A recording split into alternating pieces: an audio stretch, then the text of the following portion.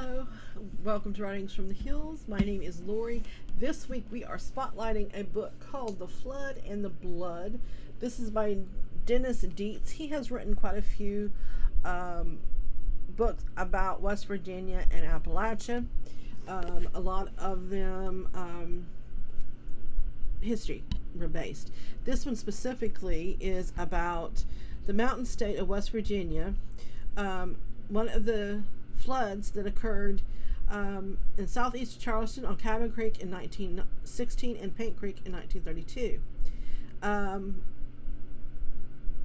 This book originally was published in the 1980s, and in 1988 specifically, where the survivors of the 1932 Paint Creek flood talked about the flooding that occurred on July 10th and 11th of 1932.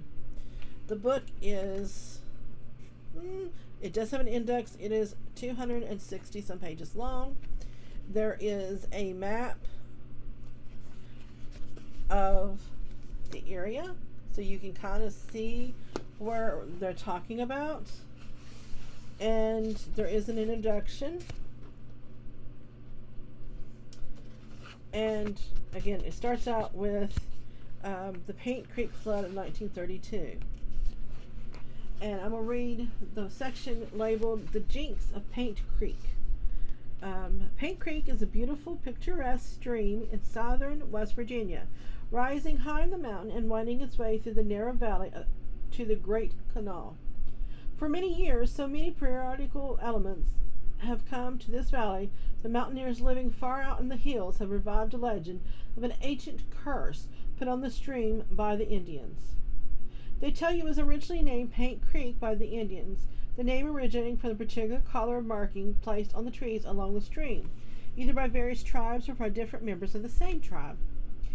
They also swear that the son of an Indian chief drowned in the stream while playing. The father, grief-stricken, folded his tent and moved on to new hunting grounds, which possessed the unhappy memories of Paint Creek. But before he moved, he cursed the beautiful, peaceful-looking stream. Whether this is true or merely legend, we do not know. The Jinx appears. The Jinx first appeared during the Civil War when the Confederate soldiers set fire to the old cattle mines at Wacoma. This is one of the very few mines operating west of the mountains at the time of the Civil War, the coal being used for making crude oil. This fire smolders and burns to this day, having ruined many thousands of tons of coal. The McCoys and the Hatfields fought and buried their dead in the upper part of this valley late in the 19th century, and it was believed then that the Jinx was dead. But it reappeared in the 1912 in one of the bloodiest of all mine wars. Beautiful hills rang night and day for more than a year with rifle shots. Officials of the camps were ambushed and killed. Armored trains dashed up and down the creek.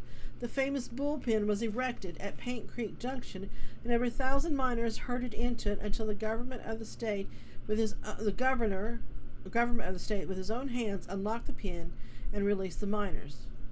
The strike took an awful toll. No one was ever able to count the dead, as many were found one by one as the years went on, behind logs, in ditches, and high in the hills. The coal company, then owning practically all the mineral rights in the valley, was ruined by the fighting, the strike, and sold their interest for a song. And that is just the beginning of The Flood and the Blood. And this is written by Deitz. Like I said, he's written quite a few books. Another book of his is Buffalo Creek, Valley of Death. So this book is only available in our genealogy department.